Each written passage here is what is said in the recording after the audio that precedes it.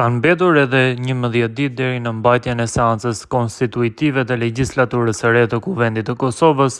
Kryetari i Partisë Demokratike të Kosovës, Memli Krasniqi, ka deklaruar se nëse dështon Albin Kurti, partia e të cilit ka dalë para në rezultatin zgjedhor që ta formojë qeverinë e re, PDK-ja do ta bëjnë në një afat rekord. Sipas Krasniqit, atyre do të duhen vetëm 48 orë për ta përfunduar këtë proces. Nëse Kurti do të dështonte, ne për 48 orë i takojmë pakicat.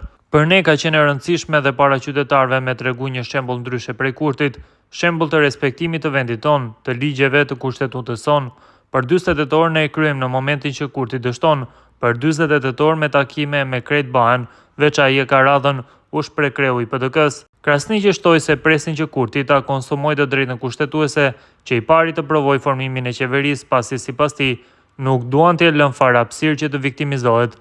Ne nuk dëshirojmë që ai nesër me u viktimizue me shef mas asaj që na selam, jo more zotëri, ne jo që po të lajmë, por po të ftojmë urdhëro bëje qeverinë, të takon me provu i pari, mos na humb kohë, konstituoje kuvendin më 15 prill, merre mandatin pas dite më të 15-tin dhe bëje qeverinë, nëse je i zoti para 30 prillit, deklaroi Krasniqi në një emision televiziv.